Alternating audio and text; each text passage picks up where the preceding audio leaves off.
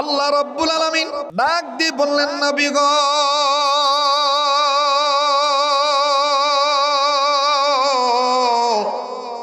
এই পৃথিবীর জমিনে যারা মানুষ রূপে জন্ম নিল নবীজি, এই মানুষদেরকে আমি আল্লাহ রাব্বুল আলামিনের পক্ষ থেকে জানায় দেন গো নবী, আমি এই মানুষদের জন্য যে কমপ্লিট কোড অফ লাইফ নাজিল করলাম, পরিপূর্ণ জীবন ব্যবস্থা, মুকাম্মাল নিজামে হায়াত, যে বিধানটা গাইড বুক আকারে মানবতার জন্য আমি নাজিল করলাম, ওগো নবী, এই কোরআন নাজিল করেছি আমি আল্লাহ, আর এই কোরআন হেফাজতের মালিক আমি আল্লাহ। ইন্না নাহনু নাযালনা যিকরা ওয়া ইন্না লাহু লাহাফিজুন।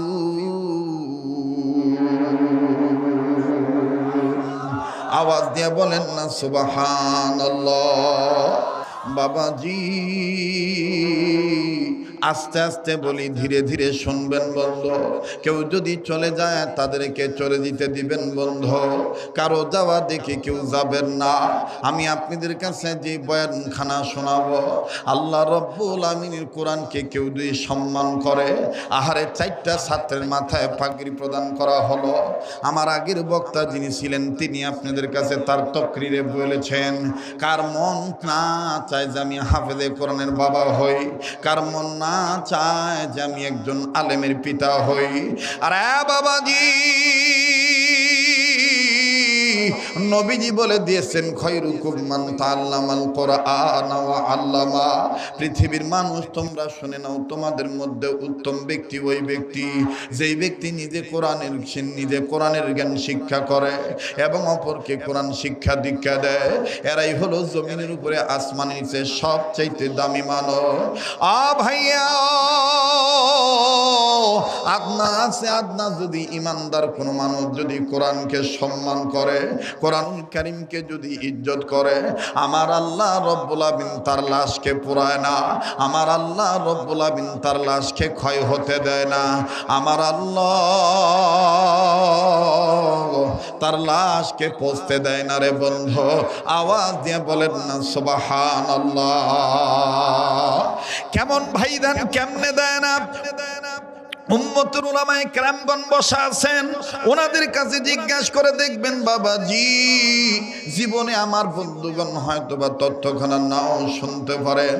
আজ আমি আপনাদের সামনে বলে দিচ্ছি বন্ধু, এই জমিনের উপরে আসমানের নিচে উম্মতের আলেমদের মধ্যে একজন বিজ্ঞ আলেম ছিলেন, যার নাম হলো কুতুবুল ইরশাদ। আমার বন্ধুগণ, কুতুবুল আলম ফকিহুন নাস রশিদ আহমদ গঙ্গোহী রহমাতুল্লাহি আলাইহি, হযরত রশিদ আহমদ গঙ্গোহী রহমাতুল্লাহি আলাইহি, ও বাবাজি, এমন একজন বুজুর্গ আলেম ছিলেন রে বাবা, যার জীবনীতে পাওয়া যায়, বারবার বলতেছি, পায়ে হাত দিয়ে বলি বাবা, কেউ যদি ওয়াজ না শুনে চলে যায়, বক্তা দেখা হয়ে গেছে এখন চলে যাই, আমার বন্ধুগণ কারো যাওয়া দেখে কেউ যাবেন না, এই পাগলের চেহারার দিকে তাকাইলে ঠকবেন না। ভাই গো, এই পাগলকে আল্লাহ রব্বুল আমিন বছরের মধ্যে কয়েকবার মক্কা মদিনায় নিয়ে যায়। এই হাত দিয়ে কতবার যে কাবা ধরেছি, ও বন্ধু, এই কাবা ধরা হাত নিয়ে আপনাদের নিয়ে দোয়া করব। মুসাফির মানুষ, যেই হাত আল্লাহ ওয়ালাদের হাতের সাথে লাগানো, জীবনের শেষ বয়ান মনে করে বয়ান করছি। হিন্দু বাবারা যদি থাকেন আপনাদেরকেও বলে দেই, আপনারাও যাবেন না, সাংঘাতিক একটা তথ্য আমার কাছে আছে। আমার ভাইরা, আমার বন্ধুগণ, যেই বয়ান শুনিয়া এই বাংলার জমিন সহ ভারতের জমিনও বাজান অসংখ্য হিন্দু, অনেক সনাতন ধর্ম অবলম্বী বাবারা ভাইরা কালেমা পড়ে মুসলমান হয়েছিলেন। আমার বন্ধুগণ, ওখান থেকে আমি তথ্যটা আপনাদেরকে আরেকটু আজকে শোনায় দেব। আমার বাবাজিরা, অনুরোধ করে বলবো, কেউ কোনো ডিস্টার্ব দিবেন না, এদিক সেদিক নজর দিবেন না বন্ধ। জীবনের শেষ বয়ান মনে করে বয়ান করছি। হযরত রশিদ আহমদ গঙ্গোহী রহমাতুল্লাহি আলাইহি আমি আবারও বলছি বাজান, কোরআনকে সম্মান করলে আল্লাহ দেখেন কোরআনওয়ালাদের বরকতে এলাকাবাসীকে মাফ করে দেয়। কপাল কত ভালো বাবা, জান্নাত বাগ নামে একটা মাদ্রাসা আপনাদের এই এলাকায় হয়েছে। 4 জন সন্তানের মাথায় পাগড়ি দেওয়া হলো। ও ভাইয়া, কোরআনের হামিল যারা হবে দেখেন তাদের দাম কত, একটু লক্ষ্য করে শুনবেন ভাইয়া। ভাববেন না যে এই চ্যাংরাটা মনে হয় অচিরেই বুড়া হয়ে গেছে। না গো বাবা না, 11টা বছর আমি প্রাণ খুলে এইভাবে বয়ান করতে পারি নাই। আমাদের মধ্যে বাজার নিষেধাজ্ঞা ছিল, বাধ্যবাধকতা ছিল। একটু এদিক সেদিক করলেই কখনো ডিবি ধরে নিয়ে গেছে, কখনো পুলিশ ধরে নিয়ে গিয়েছি, কখনো মামলা হয়েছে। আবার বন্ধুগণ যখন স্থানীয় প্রশাসন দিয়ে পারে নাই, আমার ভাইরা বিনা দোষে বিনা কারণে 116 জন আলেমের লিস্টে আমার বন্ধুগণ বিচারপতি কালা মানিক সহ সবাই সম্মিলিতভাবে আমার ভাইরা, আমার বন্ধুগণ কোরআন বিরোধীরা আমাদের বিরুদ্ধে মামলা করেছিল। কথা বলেন ঠিক কিনা? ওই 116 জনের মধ্যে এই অদমের নামটাও কিন্তু আছে বাবাজি। কাজী বাদান কেউ চলে গেলে কারো যাওয়া দেখে যাবেন না, নিজের চিন্তা নিজে করবেন বন্ধ। আহারে কার পিছনে জানি মালাকুল মউত দাঁড়ায় রয়েছে, কার জন্য জানি জংলার বাস রেডি হয়ে গেছে। আসেন শুনে যান বলে দেই, রশিদ আহমদ গঙ্গি রহমতুল্লাহ আলাইহি ওনার 7 জন শাগিরদেরকে নিয়ে ও বাবাজি এইরকম একটা প্রত্যন্ত অঞ্চলে গেলেন বাজার একজন শাগরেদের বাড়িতে। শাগরেদ আমার ভাইরা রশিদ আহমদ গঙ্গি রহমতুল্লাহ আলাইহিকে দেখতে পাইয়া সালামের উত্তর দিয়া ডাক দিয়ে বলতেছেন, হযরত জি এ ক্যা হায়, এটা কেমনে সম্ভব গো হযরত? আপনি আমাকে নোটিশ না দিয়া, আপনি আমাকে ইত্তলা না দিয়া, আপনি আমাকে কিচ্ছু না বলে এইভাবে চলে আসলেন হযরত। হযরত না জানি কোন বেয়াদবি হয়ে যায়, আপনার খেদমতে ত্রুটি হয়ে যায়। হযরত জি আপনি আমার বাড়িতে চলে আসলেন কেমনে হযরত? আল্লাহর ওলি রশিদ আহমদ গঙ্গুহি রাহমাতুল্লাহি আলাইহি ডাক দিয়ে বলে, বাবারি আমি তোমার বাড়িতে এসেছি এমনি আসি নাই। তুমি আমার রুহানি সন্তান, তুমি আমার কাছে আলেম হয়েছ, তুমি আমার কাছে তাফসীর পড়েছ, তুমি আমার কাছে হাদিস পড়েছ, তুমি আমার কাছে কোরআনুল কারীমের জ্ঞান শিক্ষা গ্রহণ করেছ, তুমি আমার সন্তান, আমি তোমার টিচার, আমি তোমার উস্তাদ, আমি তোমার মুআল্লিম, তুমি আমার তলবে ইলম। আমরা দুইজনকে ভালোবাসি আল্লাহর জন্যে। ও বাবাজি, কাজী রুহানি সন্তান, রুহানি শিক্ষক, রুহানি পিতা যখন রুহানি সন্তানের বাড়িতে আসবে লাগবে না কোনো অনুমতি। এই জন্য আমি চলে আসছি, মন চাইছি তোমাকে দেখা করার, তোমার সাথে দেখা করার জন্য আসছি। অনুরোধ করে আবারও বলছি, বারবার বলছি। কেন বলছি জানেন নাকি? দিলের মধ্যে বারবার সাক্ষী দিচ্ছে পাগল শরীয়তপুরী, আজকের বয়ানের পরে যে তুমি হাত তুলবা, আমার আল্লাহ রব্বুল আমিন তোমার দোয়া আজকে ফিরে দিবে না। একটু আওয়াজ দিয়া বলেন না আল্লাহুম্মা আমিন। আরো জোরে জোরে। বাদশা বাজার এলাকার বাবরির হাট থেকে আগত বাবারা ভাইরা, কাহারুল থেকে আগত আমার বাবারা ভাইরা আওয়াজ দিয়া বলেন না আল্লাহুম্মা আমিন। আমার ভাইরা এদিক সেদিক তাকাবেন না। রশিদ আহমদ গঙ্গি রহমতুল্লাহি আলাইহি যখনই বলে দিলেন তোমাকে আমি দেখার জন্য আসি, এবার আস্তে করে আমার বন্ধুগণ আলেম শাগরেদ ডাক দিয়ে বলতেছেন, হযরত জি এই যে আমি হাতে একখানা বাজারের ব্যাগ নিয়েছি, অনুমতি যদি দিতেন আমি বাজারে যাইয়া বাজার করে নিয়ে আসতাম, আপনার মেহমানদারি করাইতাম। আল্লাহর ওলি রশিদ আহমদ গঙ্গুহি রহমাতুল্লাহি আলাইহি ডাক দিয়ে বলতেছেন, বাবা বাজার লাগবে না। বলে সি হুজুর কি বলতেছেন এইটা? না না, কেন বাজার লাগবে না? আপনি না খান, আপনার সাথে যে উলামায়ে কেরামগণ এসেছেন তাদের তো মেহমানদারি করানো লাগবে। এইবার আল্লাহর ওলি রশিদ আহমদ গঙ্গুহি ডাক দিয়ে বলতেছেন, বেটারে ঠিক আছে তুমি বাজারে যাইবা ভালো কথা, আমায় এক বদনা পানি এনে দাও, আমি পানি দ্বারা উযু করব। লক্ষ্য করে শুনবেন বাবা, এবার দ্রুত দ্রুত গতিতে পানি এনে দেওয়া হলো। আল্লাহর ওলি রশিদ আহমদ গঙ্গুহি এই পানি দ্বারা বিসমিল্লাহ বলে যখন বাজান ডান হাতের কবজি 3 বার ধুইলেন, ওযু শুরু করলেন বাবা। এবার বাম হাতের কবজিও 3 বার ধুইলেন। ওযুর তরতিব অনুযায়ী দ্বিতীয় নম্বরে যখন মুখে বিসমিল্লাহ বলে পানি দিল, এই পানিটা দেওয়ার পর আর বাবাজি আল্লাহর ওলি রশিদ আহমদ গঙ্গুহি এই পানি আর মুখ থেকে ফেলে দেয় না। হঠাৎ করে কেমন জানি মুখের মধ্যে পানি নিয়া চুপচাপ করে বাজান বসে রইল।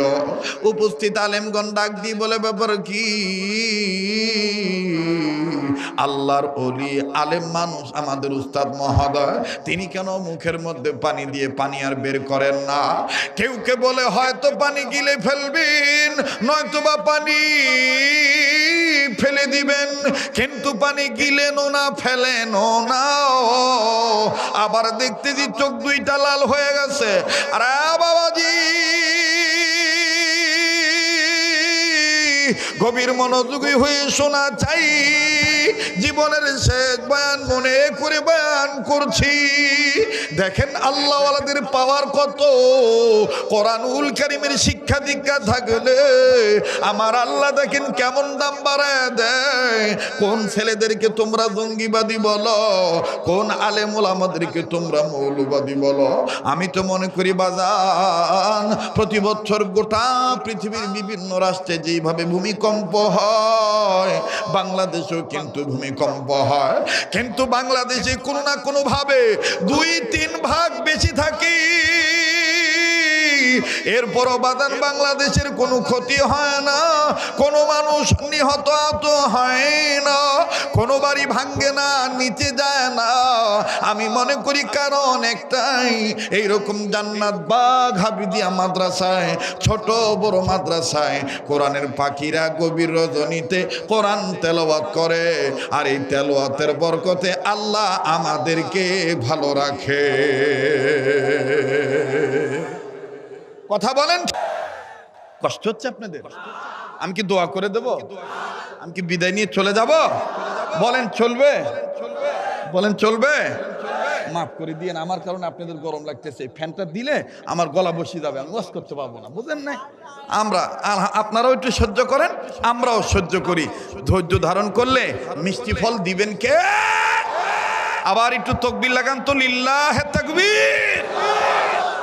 খুব খেয়াল করবেন, আলেমরা আছে, ওনারা আলোচনাটা শুনে বুঝবে বাপ বাপ এই হুজুর তো দেখতেছি সাংঘাতিক বেকায়দার হুজুর। আচ্ছা ঠিক আছে, তো আমি কমো, তুই বসে তুই কথা কইস না, হামাক কবাদ দে। প্রতিবন্ধী মানুষ, প্রতিবন্ধী ছাওয়া, দেখেন কোরআনের কি আকর্ষণ তার দিলে, আল্লাহ তাকে কবুল করেন। এই যে প্রতিবন্ধী সন্তান যার ঘরে আছে, বসান না। ওয়ালাইকুম আসসালাম। আরে শুনছি তো, পরে পরে দোয়ার পরে হইছে। আমার ভাইরা বলেন চলবে কি চলবে না?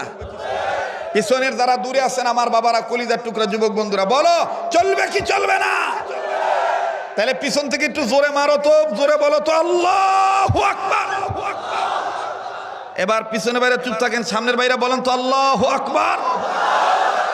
আর একবার কোন আল্লাহু আকবার। মুসলমান ভাইরা আমার বন্ধুরে,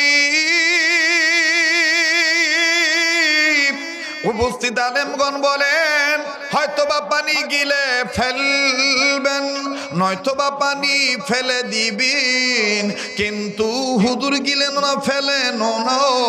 এবার নজর করে দেখে গেল রশিদ আহমদ গম্ভীর চোখ থেকে পানি পড়ে, বোবার মতন গুনগুনায় গুনগুনায় কান্দে। এবার বাজান যখন মুখ থেকে পানি ফেলে দিল, পানি ফেলে দেওয়ার পর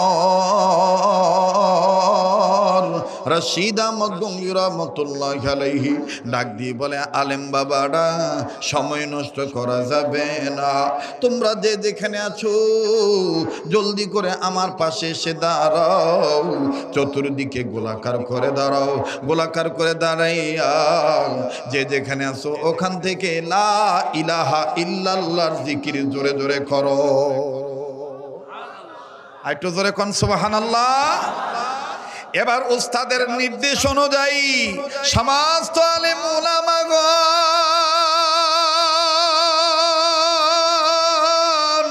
চতুর্দিকে দাঁড়াইয়া লা ইলাহা ইল্লাল্লাহর জিকির জোরে জোরে করিয়া লা ইলাহা ইল্লাল্লাহর আওয়াজ যখন জোরে মারিন বাবাজি রশিদ আহমদ গঙ্গুহি রাহমাতুল্লাহি আলাইহি বসা থেকে দাঁড়িয়ে গেলেন। বাবা দাঁড়ায় দুই হাত বাড়ায় দিয়া ডাক দিয়ে বলতেছেন, আল্লাহ ওই কবরওয়ালার কবর আযাব মাফ করে দাও, ওই কবরওয়ালার কবর আযাব মাফ করে দাও, ওই কবরওয়ালার কবর আযাব মাফ করে দাও।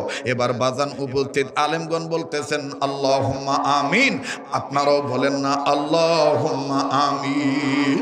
আতর গোলাপ সুরমা চন্দন কাফন নামের দেহ বন্ধন, আতর গোলাপ সুরমা চন্দন কাফন নামের দেহ বন্ধন, আতর গোলাপ সুরমা চন্দন কাফন নামের দেহ বন্ধন, আলমারিতে রাখে তুলি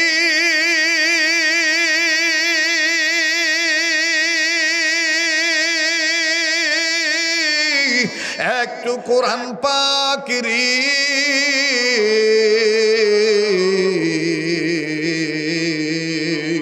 গোরস্থানের একটু মাটি বায়না করে রাখ রে। বলেন না, গোরস্থানের একটু মাটি বায়না করে রাখ রে, বায়না করে সবাই গোরস্থানের একটু মাটি বায়না করে রাখ রে, বায়না করে রাখ। মাটির খাঁচায় প্রাণের ময়না চিরদিন তো আপন রয় না, ঠিক কিনা?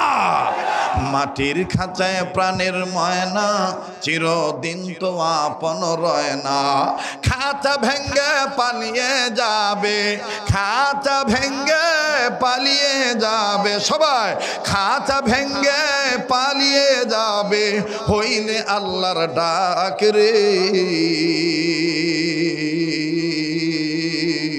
গোরস্থানের একটু মাটি বায়না করে রাখ রে, বায়না করে রাখ। জোরে কোন মারহাবা, আরো জোরে কোন মারহাবা।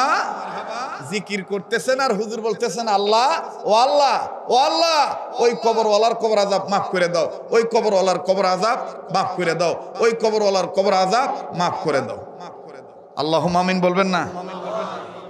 উপস্থিত আলেমরা বলতেছেন কিছুই বুঝতেছি না, হুজুর কি করতেছে, কেন এরকম করতেছে? জিকির শেষ, এবার হুজুর বলতেছেন নতুন করে আমাকে আরেক বদনা পানি এনে দাও। এবার পানি এনে দেওয়া হলো, হুজুর নতুন করে ওযু বানাইলেন। ওযু শেষে বলতেছেন 2 রাকাত নামাজ পড়বো, জলদি করে নামাজের মুসল্লা দাও। নামাজ শেষ, এবার আলেমগণ বলতেছেন হযরত জি মেরে মাফ কিজিয়ে গুস্তাজি, হযরত আপনি দয়া করে আমাদের বেয়াদবি মাফ করে দিবেন। হযরত কিছুই বুঝলাম না হযরত, আপনি কেনই বা প্রথম পানি নিলেন, পানি নিয়ে প্রথম পানিটা মুখের মধ্যে দিলেন, দেওয়ার পরে আপনার জবান বন্ধ হয়ে গেল, চোখ লাল হয়ে গেল, আপনি কেঁদে দিলেন, এরপরে আবার পানি ফেলে দিয়ে আমাদেরকে জিকির করতে বললেন, কিছুই বুঝলাম না। রশিদ আহমদ গঙ্গী রহমতুল্লাহ বলতেছেন যারা আল্লাহওয়ালা হয় তাদের জবান ওই তার জবান থাকে না, ওই জবানটা আল্লাহর জবান হইয়া যায়।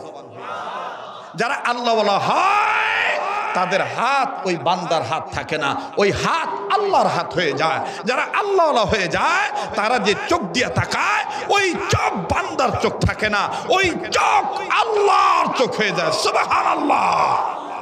লোকেরা বলতেছেন হযরত আপনি কি দেখেছেন আমাদের একটু বুঝান হযরত। বাজারওয়ালা ডাক দিয়ে কয় আজ বাজারত মুই না যাইম, বাজারত মুই না যাইম। কি হইছে বলেন? আমার ভাইরা, আমার বন্ধুগণ, রশিদ আহমদ গঙ্গী রহমাতুল্লাহি আলাইহি ডাক দিয়ে বলে বেটা তাইলে শোনো, যখন পহেলি বার বদনাতে পানি এনে দিলাম,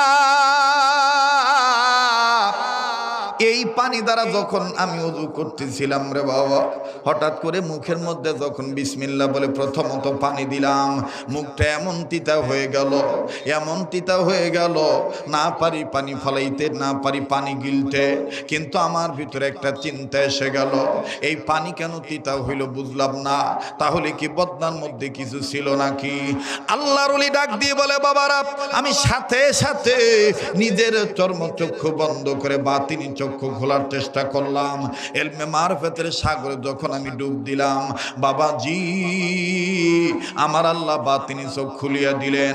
আমি আমার কাশফ অনুযায়ী, কাশফ খোলা অনুযায়ী আমি মুরাকাবা করে চিন্তা ভাবনা করে আমি সবকিছু খুঁজে পেলাম। আল্লাহ রাব্বুল আমিন আমার দিলে হালকা করে দিল। রাশিদ আহমদ গঙ্গুহি, এই বদনার পানি কান্তিতা হওয়ার কারণ হলো যেই এলাকার মাটি দিয়ে এই বদনা বানানো হয়েছে, তার মানে ওই সময়ের বদনাটা ছিল মাটির বদনা। এক সময় মাটির বদনা ছিল না ভাই? বলেন এক সময় ছিল না? আমার ভাইরা, আমার বন্ধুগণ, কষ্ট হইতেছে আপনাদের? ডাক দিয়ে বলেন, এই বদনা যেই এলাকার মাটি দিয়ে বানানো হয়েছে, ওই এলাকার মাটির নিচে একটা কবর আছে। ওই এলাকার মাটির নিচে যে কবর আছে একজনের, ওই একজনের মধ্যে ওই যতগুলো কবর আছে তোর মধ্যে একটা কবরের সাংঘাতিক আযাব হইতেছে। আর এই কবরের আযাবের কারণে অত্র এলাকার অত্র অঞ্চলের সব মাটি তিতা হয়ে গেছে। আর এই তিতা মাটি দিয়া, পোড়া মাটি দিয়া বদনা বানানো হয়েছে। আল্লাহর ওলি রশিদ আহমদ গঙ্গুহি ডাক দিয়ে বললেন, মালিক সেই কবরটা কোথায়? আমার বন্ধুগণ, আল্লাহ তাআলা এলকার মাধ্যমে আমার ভাইরা, আমার বাবাদিরা আল্লাহর ওলিকে জানিয়ে দিলেন অনেক দূর, শত শত কিলোমিটার দূরে। ও আল্লাহ, এখন এই লোকের কবর আযাব কেমন করে মাফ হবে? এ আলেম ভাইরা, ও মাদ্রাসা করনেওয়ালাগণ, আর জীবনে খানসামায় দাওয়াত দেন আর না দেন, জীবনের শেষ বয়ান মনে করে বয়ান করছি। একটা ছেলেকে আপনি আলিফ লাম মিম শিখান, একটা মেয়েকে আপনি আলিফ লাম মিম শিখান। আহারে আমার এক সোনার চান যুবক বন্ধু মঞ্চে ওঠার আগে আমার হাত ধরে বলে, কত সুন্দর আদব নিয়ে বলে, হযরত বীরগঞ্জের থানার মধ্যে এরকম কোন স্কুল কেউ করতে পারে নাই, আমরা উদ্যোগ নিয়েছি আপনার মক্তব নামে। আমার ভাইরা, আমার বন্ধুগণ, তার মানে দেখলাম যুবকদের দিলের মধ্যে কোরআন শিক্ষার একটা জজবা ঢুকে গেছে। ভাই গো, রশিদ আহমদ গঙ্গি রহমতুল্লাহ আলাইহি বলেন, আল্লাহ আল্লাহ এই লোকটার কবর আযাব তুমি মাফ করে দাও। আল্লাহ বললেন, রশিদ রে, আমি বলে দিলাম কবর আযাব মাফ হয়ে যাবে যদি এই বান্দাকে উদ্দেশ্য করে তোমরা সবাই লা ইলাহা ইল্লাল্লাহর জিকির করো। আওয়াজ দিয়ে বলেন সুবহানাল্লাহ, আবার বলেন সুবহানাল্লাহ। ও বাবা, যখন তোমরা আলেমরা সম্মিলিতভাবে লা ইলাহা ইল্লাল্লাহর জিকির করলা, আর আমি রশিদ বললাম, আল্লাহ ওই এলাকার কবর আযাব মাফ করে দাও, ওই কবরওয়ালার আযাব তুমি মাফ করে দাও। ভাইজান, লম্বা আমি করব না। এরপরে দেখেন কি হইল। রশিদ আহমদ গঙ্গুহির বদনার মধ্যে আল্লাহ কি এলমি বিদ্যা আল্লাহ দান করে দিলেন বাবা। এই পানির দ্বারা দেখেন বাজান ওই এলাকায় কি হয়ে গেল। লম্বা করার কোনো সুযোগ নাই। উম্মতের উলামায়ে কেরাম এই জায়গায় বসা আছেন। এই জমিনের উপরে আসমানের নিচে যত বড় বড় তাফসীরের কিতাব আছে, তার মধ্যে একটা সর্ববৃহত্তম তাফসীরের কিতাবের নাম হলো তাফসীরে কাবীর। এই তাফসীরে কাবীরের মুসান্নিফ ইমাম ফখরুদ্দীন রাজি রাহমাতুল্লাহি আলাইহি, তিনি তার তাফসীরে কাবীরের মধ্যে লেখেন, আল্লাহর কোরআন যদি কোনো মানুষ শিক্ষা গ্রহণ করে, শুধু কোরআনকে আল্লাহ হেফাজত করেন না, কোরআন যার ভিতরে থাকে আল্লাহ তাকে হেফাজত করে। কোরআন শিখনেওয়ালাকে যে জন্ম দেয় ওই বাপটাকেও আল্লাহ তাআলা হেফাজত করে।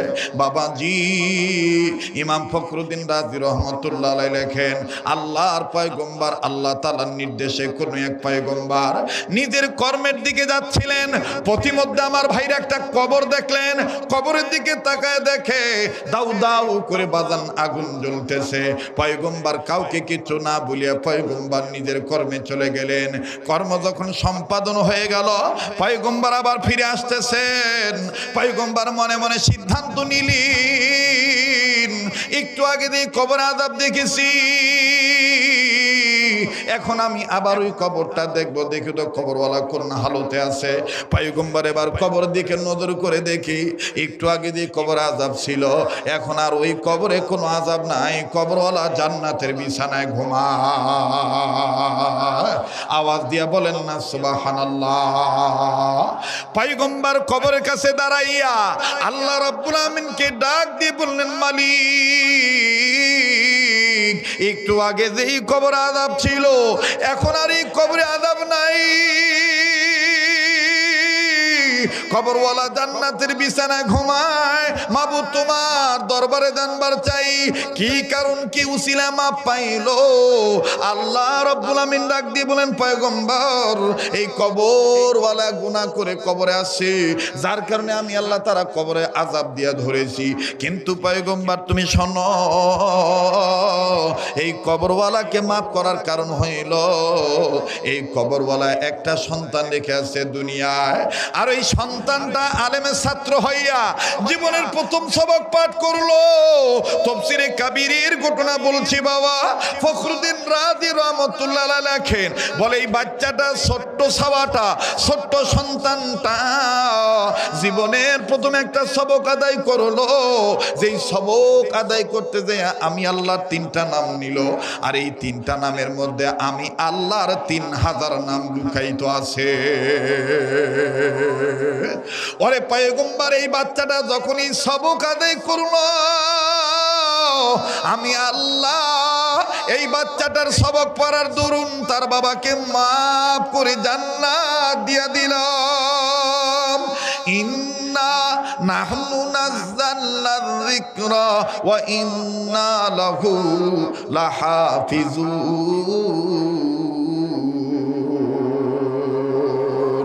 পয়গম্বর ডাক দিয়ে বলতেছেন, আল্লাহ ওই সবকটা কোন সবক আমি একটু তোমার দরবারে জানবার চাই। আল্লাহ পাক ডাক দিয়ে বলেন, পয়গম্বর সবকটা ছিল এই, ও ভাই এই জান্নাত বাগ মাদ্রাসায় দেখেনি সবক পড়ানো হয়। আমার ভাইরা পয়গম্বরকে আল্লাহ বললেন, আরে পয়গম্বর সবকটা ছিল এই, কিন্তু বাদান আল্লাহ তাআলা অন্তর্যামী হওয়ার পরও আলিমুম বিদাতি সুদূর সামিউম বাসির হওয়ার পরও আল্লাহর পয়গম্বরকে আল্লাহ বলে, আরে পয়গম্বর তুমি কান্দো কেন? যদিও তোমার মনের খবর আমি জানি, কিন্তু তুমি কান্দো কেন তোমার কাছে আমি জানবার চাই। পয়গম্বর এবার নিজেই সিনার মধ্যে থাপড়ায় আর ডাক দিয়ে বলে, মালিক আমি কাঁদতেছি কারণ হইল এই বাচ্চাটা কোরআন তেলাওয়াত করেছে না, তোমার সবক আদায় করেছে, যার কারণে তার বাবা জাহান্নাম থেকে মুক্তি পেয়ে গেছে, জান্নাতের বিছানায় ঘুমাইতেছে। আমার ভিতরে চিন্তা এসে গেছে, দুনিয়ার সব ছেলে মেয়েরা যদি এরকম আপনার নামের সবক আদায় করত, তাহলে দুনিয়ার সব ছেলে মেয়েদের বাবাকে আপনি এইভাবে মাফ করে দিতে। আওয়াজ দিয়া বলেন না সুবহানাল্লাহ, আর একবার আওয়াজ দিয়া বলেন না সুবহানাল্লাহ। বাজান আমি মুসাফির মানুষ, কাবা ধরা হাত নিয়ে আপনাদেরকে নিয়ে দোয়া করব। যে এই হাতটা আল্লাহ ওয়ালাদের সাথে হাত লাগানো, ওই হাত উঠাইয়া আপনাদেরকে নিয়ে দোয়া করব। কিন্তু জানবার চাই বাবা, আর যদি 15-20 মিনিট আমি আলোচনা করি, আপনারা কি থাকবেন না চলে যাবেন? আমার ভাইরা 5টা লোক যদি থাকেন, আমি ফিনিশিং দিয়ে বিদায় নিয়ে চলে যাব, কিন্তু বাজান শেষ না করে আমি নামবো না, কারণ এটাই জীবনের শেষ রাত্র হইতে পারে। কথা কোন ঠিক কিনা? এরে যুবক যুবতী, ও ভাই বোনেরা, মা বাবারা, কেন তুমি আল্লাহর কোরআন যারা পড়ে তাদেরকে সম্মান করবা না? আলেম ওলামার পক্ষে কেন তুমি থাকবা না? কেন তুমি সন্তান হইয়া মা বাবার জন্য দোয়া করবা না? আজকে তুমি আমি মা বাবার জন্য দোয়া করতে পারি না। আজ তুমি আমি মা বাবাকে বুড়া বুড়ি বলি, গালি দেই, তুমি আমি মা বাবার সাথে বেয়াদবি করি। মনে রাখবা ভাইয়া, দুনিয়ায় যার বাবা নাই তার মতন বড় দুঃখী আর কেউ নেই। দুনিয়ায় যার মা নাই তার মতন বড় অভাবী আর কেউ নাই। দাঁত থাকতে দাঁতের মর্ম বোঝা যায় না, দাঁত যেদিন পড়ে যাবে সেদিন বুঝবা কত বড় নিয়ামত হারাইল। ভাইরে, মা বাপ যেদিন মারা যাবি সেই দিন বুঝবা কত বড় অভিভাবক শূন্য হয়ে গেল। আমি জানি না ভাই এই ময়দানে কার মা বাপ নাই, দেখেন দুদিকে দিলখানা নরম হয়নি, এক ফোঁটা চোখের পানি ফালাইতে পারেন কি না?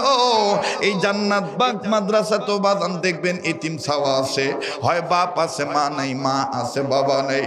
বাংলাদেশের বিভিন্ন ছোট বড় মাদ্রাসায়, বিভিন্ন এতিমখানায় যায় দেখবেন বাচ্চাদের অনেকের বাবা আছে মা নাই, মা আছে বাবা নেই। আবার কোনো সন্তানের মাও নাই, বাবাও নাই। ভাইয়া মনে রাখবা, আজ যদি তুমি আমি দোয়া করে যাই মা বাবার জন্য, তোমার আমার ছেলে মেয়ে তোমার আমার জন্য দোয়া করে যাবে। আজ যদি তুমি আমি মা বাবার জন্য কান্দি, তোমার আমার ছেলে মেয়েও তোমার আমার জন্য কাঁদবে, কথা বলেন ঠিক কিনা? মনে রাখবা ভাইয়া, শেষ ভালো তার সব ভালো তার। মুসলমান ভাইরা রে আমার, যার দুনিয়ায় বাবা নাই, যে বাবা হারাইছে সেই ছেলেটাই সে মেয়েটাই জানে কত বড় সম্পদ হারাইছে। 2 মিনিটে শুধু আমি টাচ দিয়ে যাই, যেটা আপনারা ইন্টারনেটের মাধ্যমে মোবাইলের মাধ্যমে শুনেছেন, নিজের চোখে দেখা আমার বন্ধুগণ, নিজের কানে শ্রবণ করা, নিজ মাদ্রাসার কথাটাই বলি। আসর নামাজ পড়ে এরকম নিজের প্রতিষ্ঠানে দাঁড়াইয়া, নিজ প্রতিষ্ঠানের বারান্দার দাঁড়াইয়া বাচ্চাদের খেলা দেখতেছি, ছাত্রদের খেলার দৃশ্য খুব ভালো লাগতেছিল। ভাইজান, হঠাৎ করে যখন মাদ্রাসার মেন গেটের দিকে নজর গেল, নজর করে দেখতে পাইলাম আল্লাহর এক বান্দা হাতে কয়েকটা ব্যাগ নিয়ে দাঁড়ায় আছে। ওই ব্যাগের মধ্যে কখনো চানাচুর প্যাকেট দেখা যায়, ভালো করে নজর করে দেখতে পাইলাম ফলের ব্যাগ দেখা যায়, বিস্কিটের প্যাকেট দেখা যায়, ইত্যাদি ইত্যাদি অন্যান্য সামগ্রীও আছে। কিন্তু বাদান কোন সন্তানের বাবা, কোন ছেলের গার্ডিয়ান, অভিভাবক জানা নাই। বারবার এই টোপলাগুলো নিয়ে ছেলের দিকে তাকায়। ভাইজান, ছেলেকে খুঁজতে খুঁজতে আমার বন্ধুগণ বাবা দেখার আগে ছেলের নজরে বাবা পড়ে গেছে। সন্তান খেলা বাদ দিয়ে দিল, খেলা বাদ দিয়ে নজর করে দেখতে পাইলাম একজন ছাত্র নিজের গায়ের গেঞ্জি ঝাড়তেছে, বিভিন্ন জায়গায় ময়লা লাগানো আছে। আমার বন্ধুগণ, আমার ভাইরা, এই ময়লাগুলি তিনি ঝাড়তেছেন, মাথার টুপি সোজা করতেছেন। পাশে ছাত্র আইসা ডাক দিয়ে বলে, কিরে ভাইয়া, আজকে তুই আর খেলবি না? ছেলেটা কান্না কান্না ভাব নিয়ে বলে, আমি আর আজকে খেলবো না, ওই যে আমার বাবা এসেছে, আমি আমার বাবার কাছে যাব। আমার ভাইয়া, এই ছেলেটা এই কথা বলিয়াই ঘামের পানিতে ভিজে গেছে গেঞ্জি, এই গেঞ্জি ভিজা গেঞ্জি নিয়া, ময়লা শরীর নিয়া দৌড় মারলো তখন বাবার দিকে। বাবা সন্তানকে ঘৃণা করলেন না। আমার বন্ধুগণ, ঘামান্ত শরীর ভিজা, গেঞ্জি ভিজা, এই শরীরটাকে ঘৃণা না করিয়া বাবা নিজের হাতের টোপলা ব্যাগগুলি নিচে রাখিয়া 2 হাত বাড়া ডাক দিয়ে কয়, আয় আয় বেটা, আমার বুকে আয়। ছেলেটা বাবার কাছে গেল, সালাম। এরপরে ছেলেটার কপালে বাবা যখন চুমা দিয়ে দিল, ছেলেটা এবার জোরে আওয়াজ দিয়ে কয়, আব্বু তুমি কেমন আছো? আম্মু কেমন আছি? এতদিন পর তুমি আসলা। বাজান রে, নজর করে দেখতে পাইলাম বাপ বেটার আদর দৃশ্য, পিতা পুত্রের আদর দৃশ্য খুব ভালো লাগতেছিল। কিন্তু বাজান, হঠাৎ করে একজনের কান্নার আওয়াজ কানে আসলো। ব্যাপার কি? কান্নাকাটি করে কে? বাম দিকে ঘাড় ফিরে নজর করে দেখতে পাই ওই একই বারান্দা আমার থেকে কয়েক গজ দূরে, মাদ্রাসার বারান্দার গ্রিল ধরিয়া 11-12 বছর হবে একটা ছাত্র। এই ছাত্রটা ওই বেটার আব্বু ডাক শুনিয়া, আব্বুর চুমা খাওয়া দেখিয়া, পিতার আদর দৃশ্য দেখিয়া এই ছেলেটা গ্রিল ধরে কান্দে আর নিজে নিজে চিৎকার দিয়া বলে, আমার কি আব্বু নাই? আমার আব্বু কি আর আসবে না? আমি কি আর আমার বাবার আদর পাবো না? আবার কখনো বলে, আমারও আব্বু ছিল, আমারও আব্বু ছিল, আমার আব্বু আমার জন্য এরকম চানাচুর বিস্কিটের প্যাকেট নিয়ে আসতো। কাছে যাই আস্তে করে চোখের পানি মুছাই দিয়া ডাক দিয়ে বললাম, বাবা তুমি কান্দো কেন? তোমার কি বাবা নেই? ছেলেটা কান্দে আর ডাক দিয়ে বলতেছেন, হযরতজি আমার বাবা ছিল, 2 মাস আগে আমার আব্বু রোড অ্যাক্সিডেন্টে মারা গেছে। তাইলে আজ তুমি কান্দো কেন? এই ছেলেটা ডাক দিয়ে বলতেছেন, হুজুর এই ভাইয়ার আব্বার আদর দেখে আমার আব্বার কথা মনে হয়ে গেছে। এই ভাইয়ার আব্বার মতন আমার বাবা আমার জন্য অনেক কিছু নিয়ে আসতো। আমার বাবা মাদ্রাসার হুজুরদেরকে বলিয়া আমারে বাজারে নিয়ে যাইতো, অনেক কিছু কিনে কিনে দিত। হুজুর এই ভাইয়ার আব্বার আদর দেখে আমার আব্বার কথা মনে হয়ে গেছে। কাজী বাজানদার বাবা নাই, সে জানে তার কত বড় নিয়ামত নাই, কথা বলেন ঠিক কিনা? ওই বাপ মা আমাদের প্রতি কিন্তু হক পাও না, ওই বাবা আমার জন্য এইরকম উম্মতের আলেমদের মজমায় এসে দোয়া করে যাওয়া। ভাইজান আমার বন্ধুগণ, লম্বা করতে চাই না। ইমাম ফখরুদ্দিন রাজি রহমতুল্লাহ আলাইহি ডাক দিয়ে বলেন, আল্লাহ পাক ডাক দিয়ে বলতেছেন, পয়গম্বর আমি তোমার কান্না বুঝতে পেরেছি, তোমার ব্যাপারে আমি আগেই জানি, যেহেতু আমি মাওলাই কারীম রব্বে কাবা, আমি অন্তর্যামী, তোমার দিলের খবর রাখি, তারপরও তুমি কাঁদছো যখন আমি শুনিয়ে নিলাম। আল্লাহ পাক ডাক দিয়ে বললেন, পয়গম্বর এখন শোনো, এই বাচ্চাটার সবক ছিল কোন সবক? ভাইয়া আপনিও আশ্চর্য হয়ে যাবেন, কোন সবক এই বাচ্চাটা পড়েছিল? যেই সবকের মধ্যে আমার আল্লাহর 3টা স্পেশাল নাম আছে, আর 3টা নামের সাথে 3000 নাম লাগানো, এক একটা নামের সাথে 1000 নাম লাগানো। আমার আল্লাহর গোপন 3000 নাম লেখা আছে এই 3টা নামের সাথে।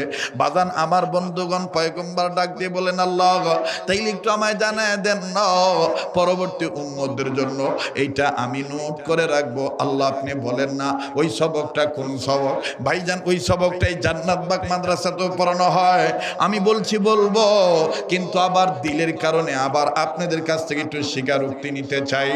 ওই বাপ মার নামে আমি কাবা ধরা হাতের সাথে হাত উঠাইয়া অনেক যুবকের আবেদন আছে, অনেকদিন পর হুজুর খানসামায় আসতেছেন, পাকের হাটের বাইরে অনেকেই ফোন দিয়েছিলেন, হোয়াটসঅ্যাপ মেসেঞ্জারে নক দিয়েছিলেন, হযরত আপনি আসতেছেন। বাবরিধারের অনেক লোকেরা বলেছিলেন, হযরত আপনি আসতেছেন, আপনার মুখ থেকে আজকে একটু আজান শুনবো। ভাইজান এটা তোমাদের দিলের আবদার, আমি তোমাদেরকে শোনাবো।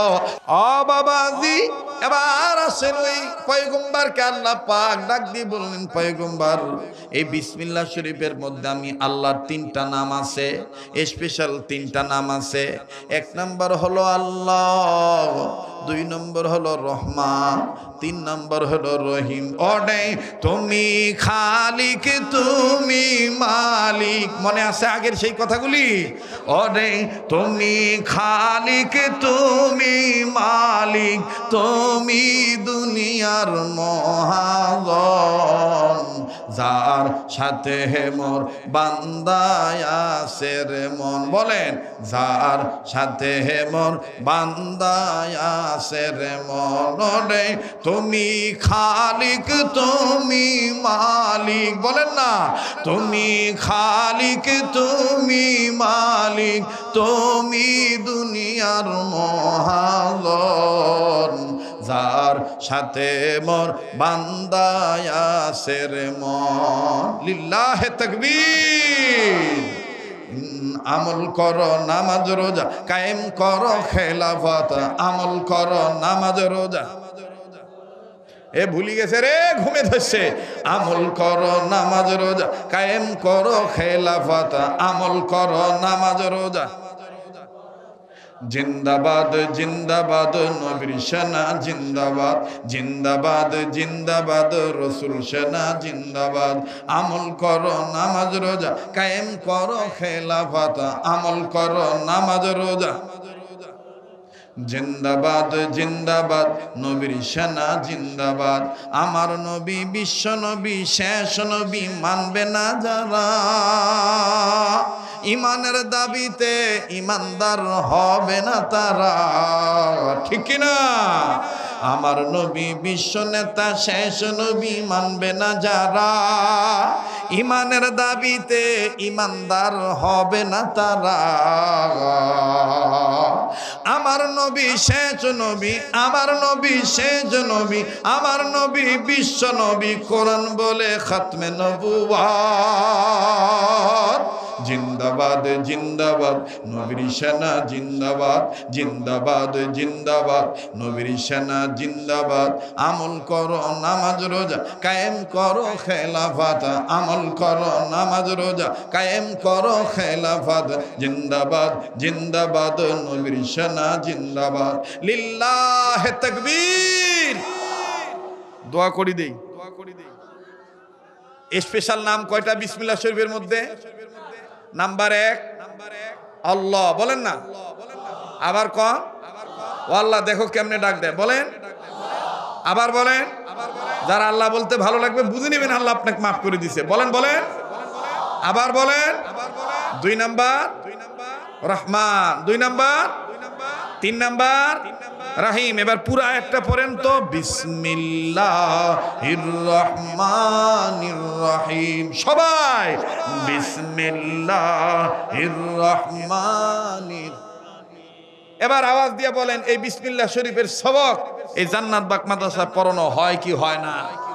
তাহলে এই মাদ্রাসার দরকার আছে না নাই?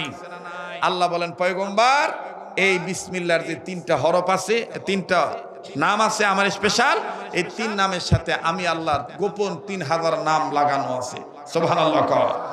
এ পয়গম্বর, যে বাচ্চাটার কোনো গুনাহ নাই, এই বাচ্চাটা আলেমের ছাত্র হইয়া আমার কালামের সবক আদায় করলো, আমি আল্লাহর সাথে সাথে তার বাবার কবর আযাব মাফ করে দিলাম। তাহলে মাদ্রাসা হওয়াতে লাভ না লস? বলেন না লস? মোহতারাম হাজরিন, এবার ফিরে আসি ওই মাটির বদনা। মনে আছে কিসের আজান দিবে?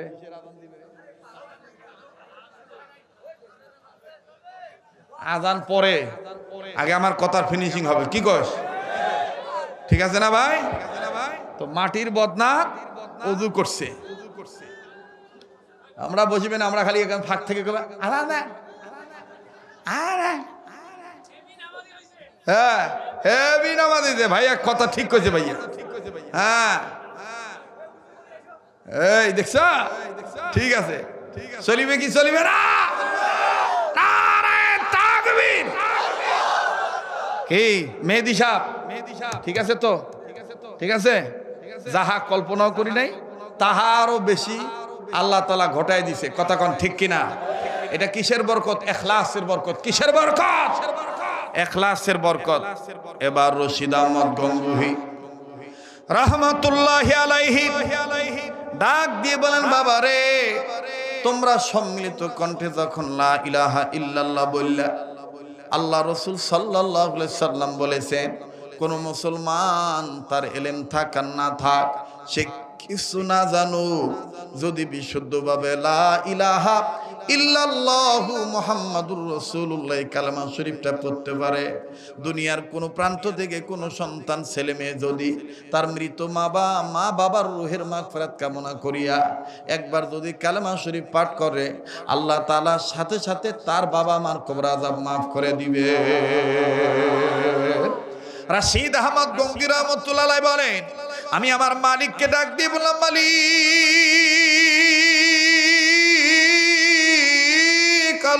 আল্লাহ, ওই কবরওয়ালার কবর আযাব তুমি মাফ করে দাও। আমার আল্লাহ তাআলা বললেন, পানি দ্বারা আবার ওযু বানাও। যখন আমি দ্বিতীয়বার আবার পানি আনতে বললাম, এই পানিটা যখন ফের দ্বিতীয়বার মুখে দিলাম, এবার পানিটা মুখে নিয়ে দেখতে পাইলাম, বুঝতে পারলাম, অনুধাবন করতে পারলাম, এই পানিটা পানির স্বাদে মিশ্রিত হয়ে গেছে।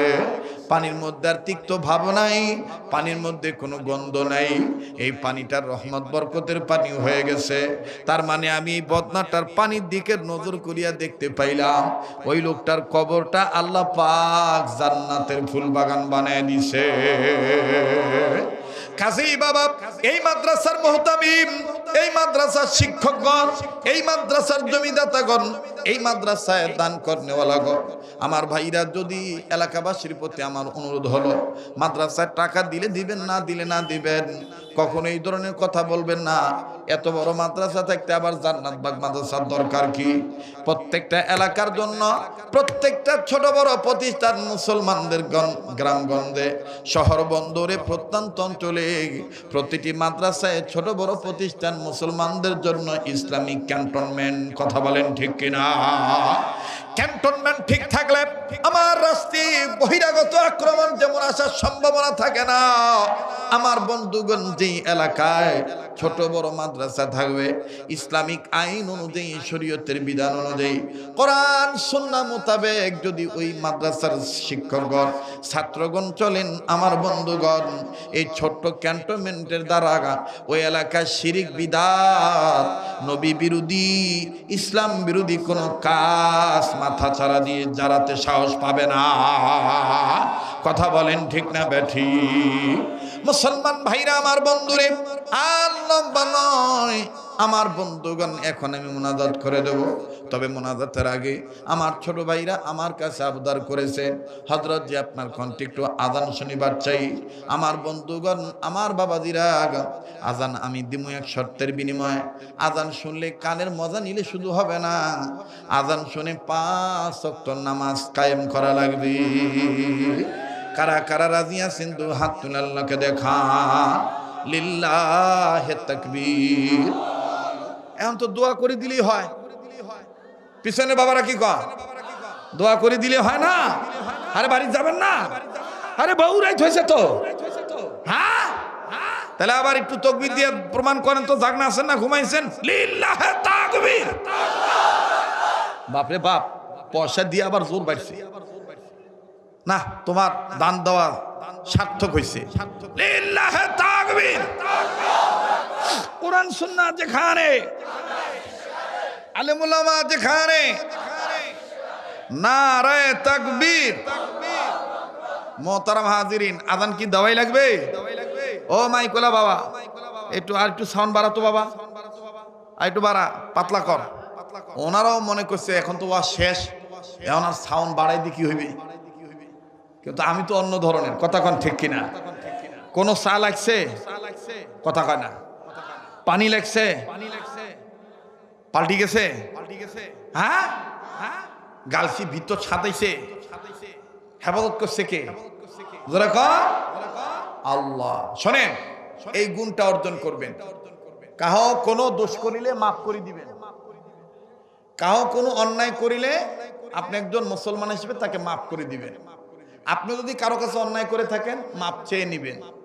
আপনার কাছে যদি কেউ পাওনা থেকে থাকে, তার পাওনা মিটিয়ে দিবেন। এই 3টা গুণ অর্জন করবেন। মাপ চাওয়া, মাপ করে দেওয়া, ঋণ থাকলে পরিশোধ করা। আবার বলেন, মাপ চাওয়া, মাপ করে দেওয়া, ঋণ থাকলে পরিশোধ করা। এই গুণ অর্জন করবেন, ইনশাআল্লাহ মৃত্যুর সময় কালেমা নসিব হবে। মৃত্যুর সময় কালেমা নসিব হবে। আল্লাহ আমাদেরকে কবুল করেন, বলেন আমিন।